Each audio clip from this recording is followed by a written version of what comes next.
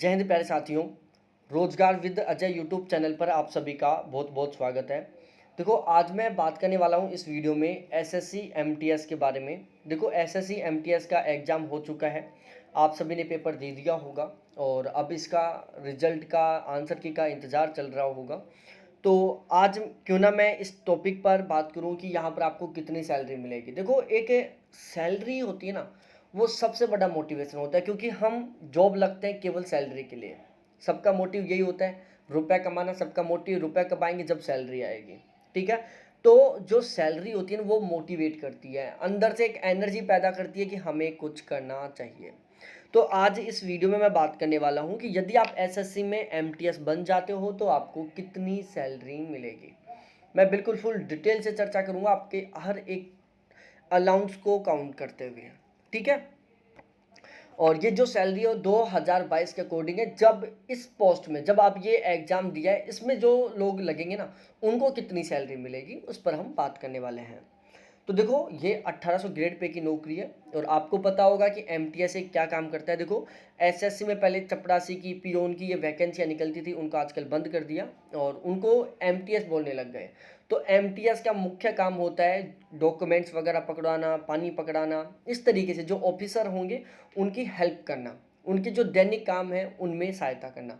दैनिक काम कौन से? ऑफिस के दैनिक काम। अब ऑफिस के दैनिक काम में जैसे कोई डॉक्यूमेंट्स पकड़ाना, एक फाइल को एक स्थान से दूसरे स्थान पर लगाना, लेके जाना, मोहर लगवाना, ठीक है, पानी की बोतल देना, चाय वगैरह पकड़ा देना, ये भी काम हो जाता है, ठीक है। इस तरीके के काम ऑफिशियल टाइप के काम, सफाई वगैरह नहीं, ऑफिशियल टाइप के काम, पियोन वाले काम, ठीक है।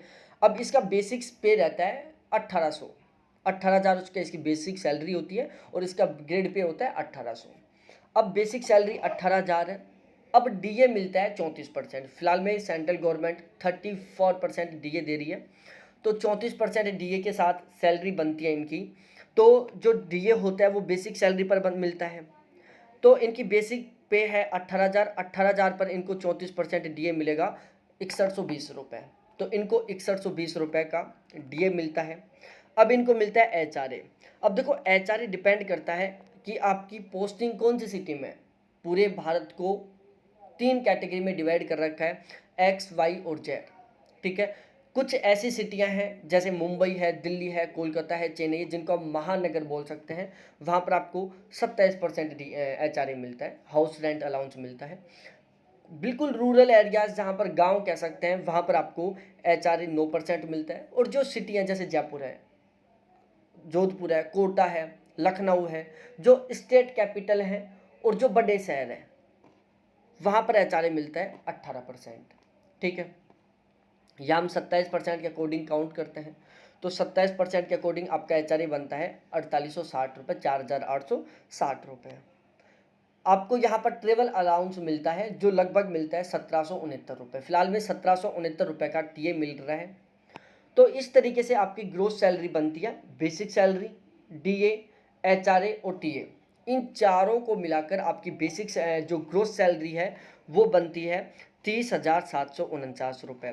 क्योंकि देखो, 18,000 आपका बेसिक पे है, 6120 आपका डीए है, 4860 आपका एचआरए है और 1769 आपका टीए है। इन सभी को जोड़ने से बना आपका ग्रोस सैलरी 30,749 रुपये।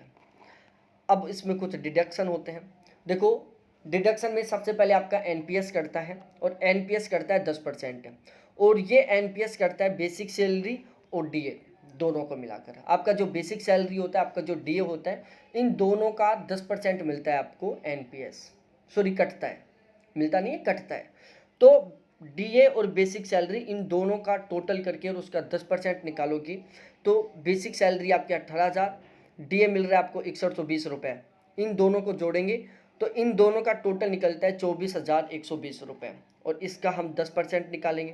तो 24,120 का आप 10% निकालोगे तो निकल कर आएगा 2412 रुपये। ये आपका एनपीएस करता है। कितना करता है? 2412 रुपये। इसके अलावा आपका प्रोफेशन टैक्स करता है 200 रुपये, CGEGIS करता है आपका 30 रुपये। इस तरीके से टोटल डिडक्शन होता है,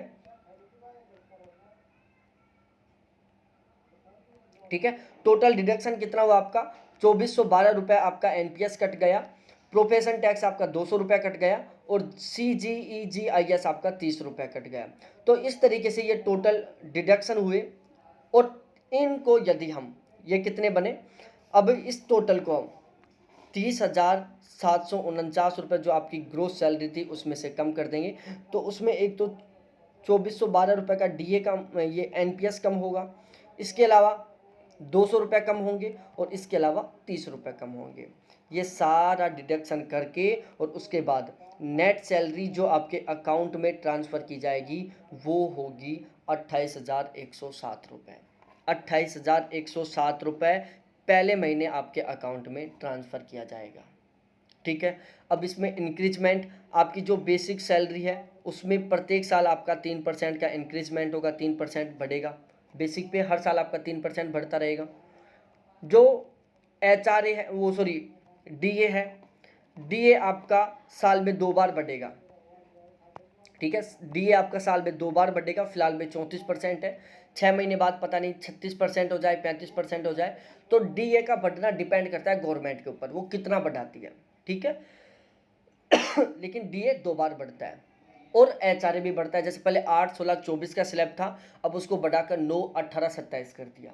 तो इस तरीके से ये इंक्रीजमेंट होते हैं और टोटल एक महीने की आपकी अकाउंट में सैलरी ट्रांसफ़र होगी कितनी, 28,107 रुपये पर मंथ आपके अकाउंट में ट्रांसफ़र होगी। और इस तरीके से यदि मैं पूरे साल की सैलरी निकाल के बताऊं तो वो होगी 3,36,204 रुपये। ये आपकी एक साल की शुरू वाली साल की सैलरी रहेगी। ठीक है, तो इस वीडियो से आपको 100% मोटिवेशन मिला होगा और आपके अंदर एक पॉजिटिव एनर्जी आई होगी। ठीक है, तो बहुत बहुत धन्यवाद प्यारे साथियों को देखने के लिए। Thanks, bye.